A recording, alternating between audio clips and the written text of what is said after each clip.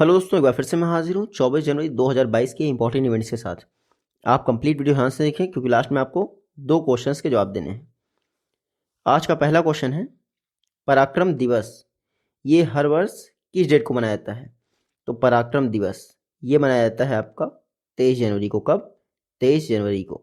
ये देख लीजिए आप, हर वर्ष नेताजी सुभाष चंद्र बोस जी की याद में 23 जनवरी को पराक्रम दिवस मनाया जाता है। क्यों 23 जनवरी को मनाया जाता है? क्योंकि 23 जनवरी 1897 को इनका जन्म हुआ था कटक, ओडिशा में। नाम याद रखिएगा प्लेस का। कहाँ जन्म हुआ था 23 जनवरी 1897 को? कटक, ओडिशा में। देखिए 2022 में नेताजी की 125वीं बर्थ एनिवर्सरी मनाई जा रही है। 125वीं। नेताजी के विषय में कुछ इंपॉर्टेंट बातें आप याद रख लीजिए। 1921 में इन्होंने इंडियन नेशनल कांग्रेस को ज्वाइन किया। सुभाष चंद्र बोस जी की बात कर रहा हूं मैं। 1921 में इंडियन नेशनल कांग्रेस को ज्वाइन किया। सुभाष चंद्र बोस जी द्वारा एक न्यूज़पेपर स्टार्ट किया गया जिसका नाम था स्वराज। क्या नाम था? स्वराज। सुभाष चंद्र बोस जी की एक बुक थी जिसका नाम था द इंडियन स्ट्रगल। क्या नाम था? The Indian struggle. इस पर अंग्रेजों ने बैन लगा दिया था। सुभाष चंद्र बोस जी 2 बार कांग्रेस के अध्यक्ष चुने गए। पहली बार 1938 के हरिपुरा अधिवेशन में, दूसरी बार 1939 के त्रिपुरी अधिवेशन में। लेकिन जब त्रिपुरी अधिवेशन में ये चुने गए तो महात्मा गांधी जी ने इनका विरोध किया और अपने कैंडिडेट को कांग्रेस का अध्यक्ष बनाने की जिद पकड़ ली। कौन थे वो कैंडिडेट? पट्टाभी सीतारमैया। इसके विरोध में सुभाष चंद्र बोस जी ने कांग्रेस से इस्तीफा दे दिया। तो ना वो अध्यक्ष बने त्रिपुरी में, ना पट्टाभी सीतारमैया अध्यक्ष बने। बना कौन? डॉक्टर राजेंद्र प्रसाद। ये एक एक्स्ट्रा फैक्ट है। नेक्स्ट क्वेश्चन है, IMD इंडियन मेट्रोलॉजिकल डिपार्टमेंट, इसकी स्थापना किस वर्ष की गई थी? तो IMD की स्थापना हुई थी 1875 में। कब? 1875 में। IMD का मोटो देख लीजिए आप, आदित्यात जायते वृष्टि। IMD द्वारा एक रिपोर्ट रिलीज की गई है, क्लाइमेट ऑफ इंडिया ड्यूरिंग 2021। क्या रिपोर्ट है? Climate of India during 2021। ये IMD ने रिपोर्ट रिलीज की है। इस रिपोर्ट में बताया गया है कि 2021 जो है 5वां सबसे गर्म वर्ष रहा है।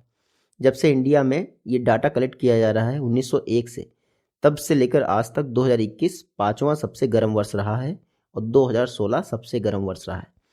2021 के दौरान खराब मौसम के कारण 1750 लोगों की जान गई है। कितने? 1750 लोगों की। अच्छा, सबसे ज़्यादा जानें कहाँ गई हैं खराब मौसम की वजह से? तो महाराष्ट्र में सबसे ज़्यादा जाने गई हैं 350। ये आपको याद रखना है। 2021 में एनुअल जो रेनफॉल है वो लॉन्ग पीरियड एवरेज का 105% रहा। कितना? 105%। देखिए लॉन्ग पीरियड एवरेज इंडिया में 50 वर्षों के लिए कैलकुलेट होता है 1961 से 2010 के बीच में। इस समय इंडिया का लॉन्ग पीरियड एवरेज है 88 सेंटीमीटर। कितना है? 88 सेंटीमीटर। बाकी IMD द्वारा SPI रिपोर्ट भी जारी की जाती है, यानी स्टैंडर्डाइज्ड प्रेसिपिटेशन इंडेक्स। IMD देख लीजिए, 1875 में IMD की स्थापना हुई, नई दिल्ली में हेडक्वार्टर है। IMD के DG कौन है? मृत्युंजय मोहपात्रा। नेक्स्ट हमारा क्वेश्चन है, देखिए हैदराबाद में रामानुजाचार्य का 216 फीट ऊंचा स्टैचू बन रहा है। ये कौन इनॉग्रेट करेगा? तो हैदराबाद में जो रामानुजाचार्य जी का 216 फीट ऊंचा स्टैचू बन रहा है, इसको इनॉग्रेट किया जाएगा प्राइम मिनिस्टर मोदी जी द्वारा। किसके द्वारा? प्राइम मिनिस्टर मोदी जी द्वारा। ये आप देख लीजिए, ये हैं आपके रामानुजाचार्य जी। ये है आपका स्टैचू, ये है आपका स्टैचू, सिटिंग स्टैचू है, बैठी हुई अवस्था में। तो विश्व का सेकंड हाईएस्ट सिटिंग स्टैचू है ये रामानुजाचार्य जी का। कितनी ऊंचाई है? 216 फीट। इससे पहले यानी कि विश्व का सबसे बड़ा सिटिंग स्टैचू कहाँ है? मेरे ख्याल से थाईलैंड में है, गौतम बुद्ध जी का। तो ये रामानुजाचार्य जी का स्टैचू है, कहाँ पर बन रहा है? हैदराबाद में। इनॉग्रेट कौन करेगा? प्राइम मिनिस्टर मोदी जी 5 फरवरी को इनॉग्रेट करेंगे, जिस दिन रामानुजाचार्य जी की 1000वीं बर्थ एनिवर्सरी होगी। 1000वीं बर्थ एनिवर्सरी। तो 11वीं सदी के ये संत थे रामानुजाचार्य जी। इनके स्टैचू का नाम होगा स्टैचू ऑफ इक्वेलिटी। क्या? Statue of equality. तो कहाँ बन रहा है स्टैचू ऑफ इक्वेलिटी? हैदराबाद के बाद शमशाबाद में। 1000 करोड़ रुपए की लागत से बन रहा है, जो कि दान के द्वारा मनी इकट्ठा की गई है। विश्व का सेकंड टॉलेस्ट स्टैचू है सिटिंग पोजीशन में। सबसे बड़ा थाईलैंड में है बुद्ध का स्टैचू। तो ये याद रखिएगा, 216 फीट हाइट। नेक्स्ट क्वेश्चन है, 2021 में international association of working women award किसको मिला है? International association of working women award 2021 में मिला है सुष्मिता सेन को। किसको? सुष्मिता सेन को। ये देख लीजिए, सुष्मिता सेन को 2021 में international association of working women award से सम्मानित किया गया है। किसने सम्मानित किया है? देखिए, south Asian film festival Washington DC में हो रहा था, इस दौरान सुष्मिता सेन को सम्मानित किया गया है। आर्या 2 सीरीज आपने देखी होगी सुष्मिता सेन की, उसकी वजह से इनको सम्मानित किया गया है। तो बस इतना याद देखिएगा, डिज्नी और हॉटस्टार पे आ रही है आर्या 2 वेब सीरीज, उसके लिए सुष्मिता सेन को international association of women working women award से सम्मानित किया गया है। तो DC south Asian film festival ने इसको सम्मानित किया है। डीसी मतलब डिज्नी कॉमिक्स, आपको पता ही होगा। सुष्मिता सेन को international association of working women award से सम्मानित किया गया है। नेक्स्ट क्वेश्चन है, ऑपरेशन सरधवा किसने लॉन्च की है? तो हाल ही में बीएसएफ बॉर्डर सिक्योरिटी फोर्स ने ऑपरेशन सरधवा लॉन्च की है। देखिए, पाकिस्तान का जो बॉर्डर है वहाँ पर निगरानी को बढ़ाने के लिए ऑपरेशन सरधवा लॉन्च किया है बीएसएफ ने। गर्मी के मौसम में ये ऑपरेशन गर्म हवा लॉन्च करते हैं। देखिए, बीएसएफ इंडिया के 2 बॉर्डर पे है, एक तो पाकिस्तान, दूसरा बांग्लादेश। तो बीएसएफ इंडिया की सबसे बड़ी पैरामिलिट्री फोर्स है जो कि होम मिनिस्ट्री के तहत कार्य करती है। इंडिया में 5 पैरामिलिट्री फोर्स हैं और एक असम राइफल्स है, ठीक है। तो याद रखिएगा, आर्म फोर्सेस हैं और एक पैरामिलिट्री फोर्स है असम राइफल्स। सबसे बड़ी कौन सी है? बीएसएफ। बीएसएफ के समय में आप जान लीजिए, 1965 में स्थापना हुई बीएसएफ की, नई दिल्ली में हेडक्वार्टर है। मोटो क्या है? ड्यूटी अनटू डेथ, यानी जीवन कर्तव्य कर्तव्य, जीवन पर्यंत कर्तव्य। बीएसएफ के डीजी कौन है? पंकज कुमार सिंह। बाकी वो लिखा है ऑपरेशन सरधवा पाकिस्तान बॉर्डर पे, ऑपरेशन गर्म हवा गर्मी के मौसम में, ऑपरेशन सरधवा ठंडी के मौसम में। तो राजस्थान बॉर्डर पर ये चलेगा ऑपरेशन सरधवा। नेक्स्ट क्वेश्चन है, किस कंट्री द्वारा कहा गया है क्रिप्टो करेंसीज को भैया क्रैक डाउन कर दिया जाए?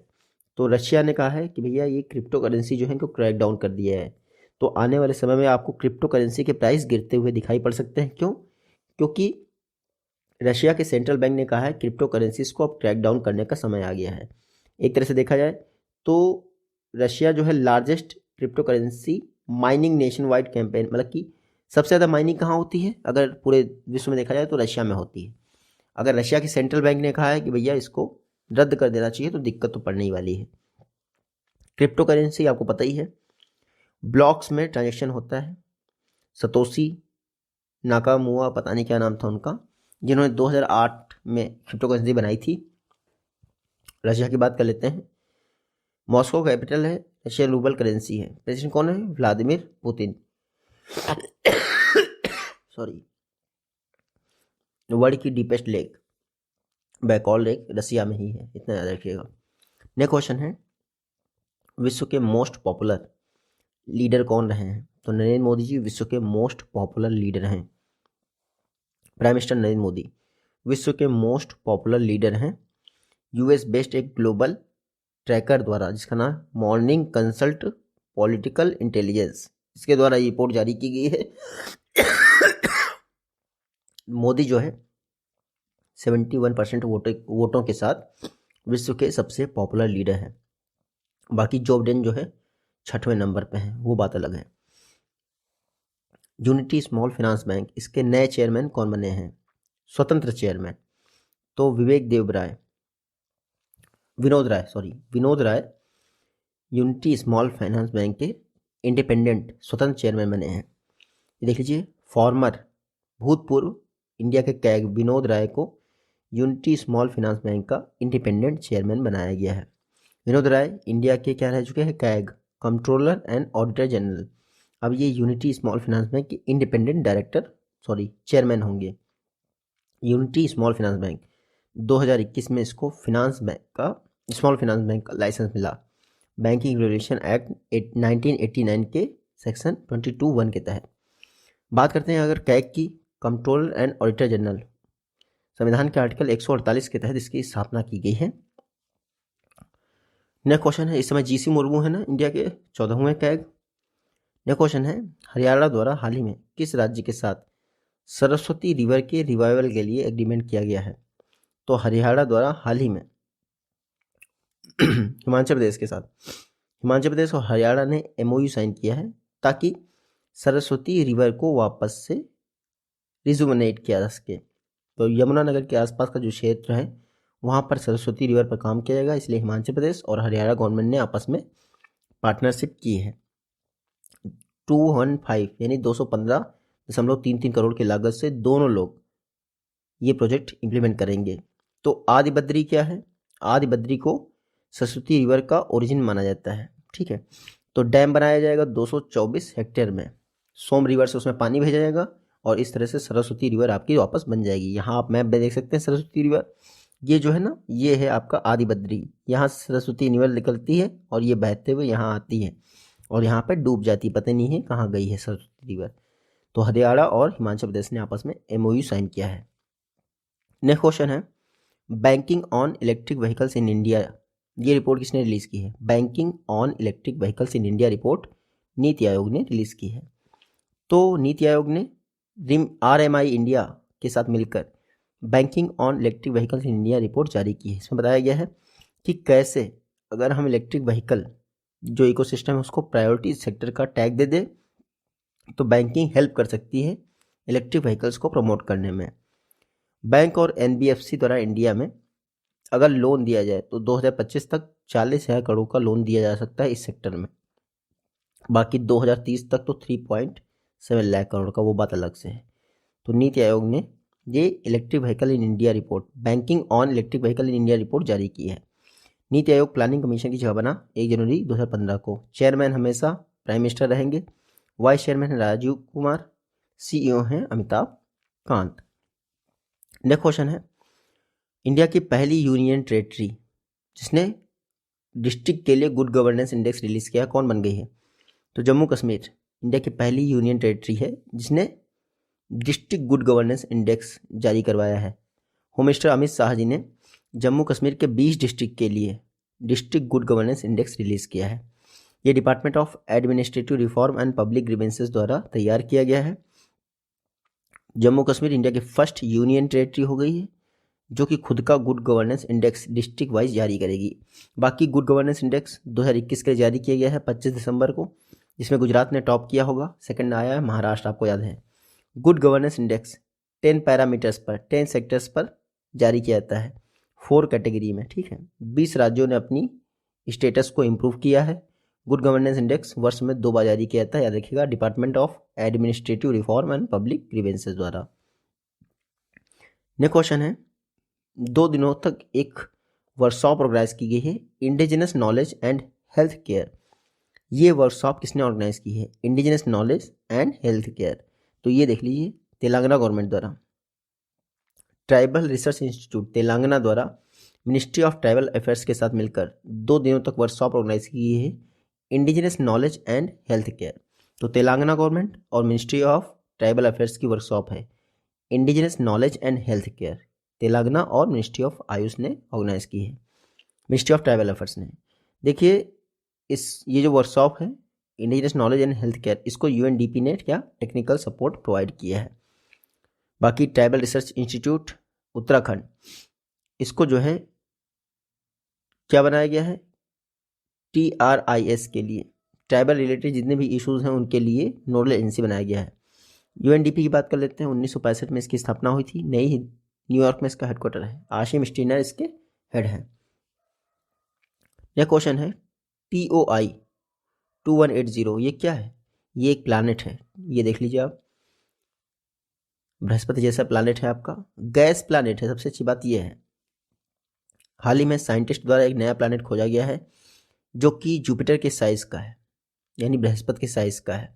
ये 379 लाइट ईयर एगो है, यानी 379 प्रकाश वर्ष दूर है ये। इसका नाम क्या है? TOI 2180b। क्या है? TOI 2180b। तो याद रखिएगा, पृथ्वी से 105 गुना ठोस है ये, डेंसर है, घनत्व अधिक है। 261 दिन लेता है अपने स्टार की, अपने सूर्य की परिक्रमा करने में, और ये 76 डिग्री सेल्सियस इसका टेम्परेचर है।